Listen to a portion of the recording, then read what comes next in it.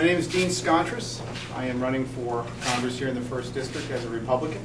A little bit about myself. My grandparents actually came here legally from Greece in the early 1900s.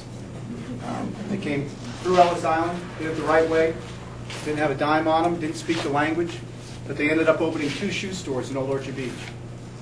Those shoe stores were pretty successful. My father was one of 4 children there. He went on to Maine Maritime Academy and served admirably in the United States Navy. I was always surrounded by a very rich and wonderful tradition of military service. It tends to be more towards the Navy, so sorry you Army and Air Force folks. For example, my uncle, also from the greatest generation, my Uncle Peter, left his history class 2 days after December 7, 1941 to enroll and enlist in the United States Navy. My father also worked at the Portsmouth Naval Shipyard for several years. I go around the state. Sometimes I think he should run, not me, because more people know him. He was an engineer there under Admiral Rickover in the Nuclear Navy. He took a lot of pride in his work. He took a lot of pride in the fact that he worked for Admiral Rickover for several years. People around here also know my dad for the quality of work that he brought to the Portsmouth Naval Shipyard. America has a big enough heart. We always want to be able to cover the people who need it most. However, the 2 biggest costs to health care are digitization of healthcare records and tort reform. Digitization of healthcare records, right now if you go to the doctor and you travel and you get into a problem and they don't have your healthcare records, it's some kind of PDA, and they got to get it to you, they might give you the wrong medicine. You might have you could suffer the consequences of that.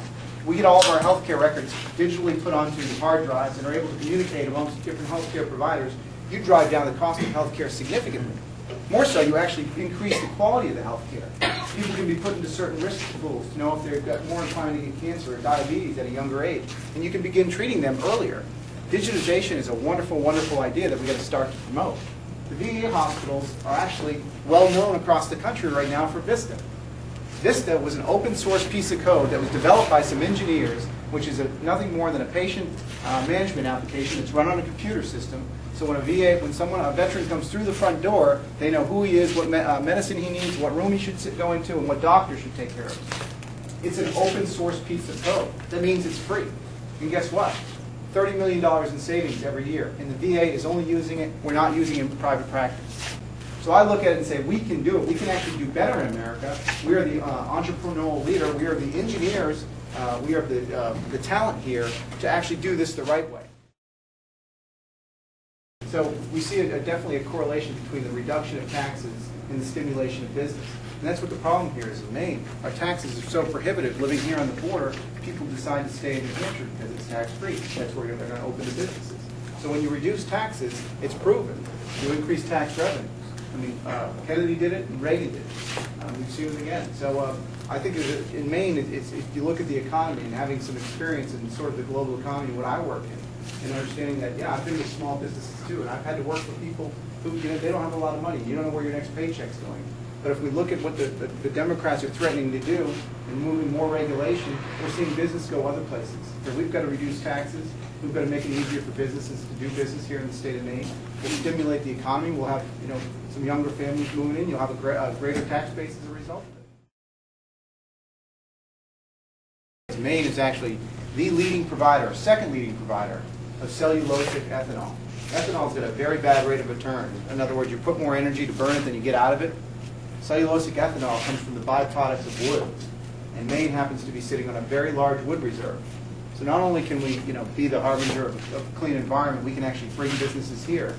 However, I think this is all for naught, and we can talk about this a lot here, unless you start considering how to get India and China into the fold. They're the largest contributors to the bad environment. And we know that, and they're bringing on a lot more folks and a lot more, I think, coal-fired plants every single year. Those coal-fired plants are some of the largest contributors. Here, we do have to look for new renewable energy sources as well. Cellulosic ethanol right here in Maine, that's a wonderful one. Wind power is another wonderful one.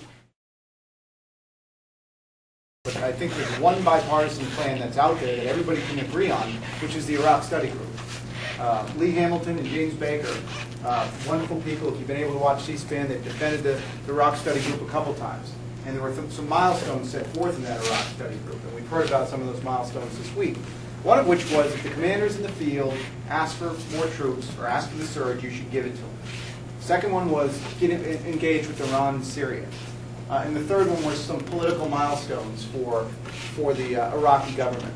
So this week was a pretty wonderful week. I mean, very newsworthy, I guess.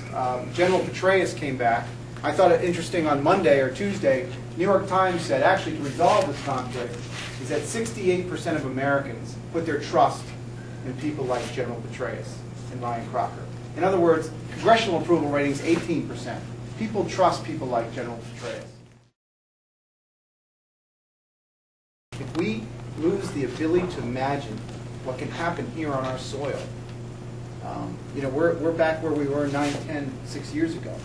We need to take all things into consideration, whether it's school buses or nuclear weapons, or suitcase nukes, and take the proper precautions. We need to close the border. The last immigration debate, it's a big issue. They were talking about a wall. Well, you know what the effectiveness of that wall in immigration was? It was only going to start 12% of new immigration, of new illegal immigration.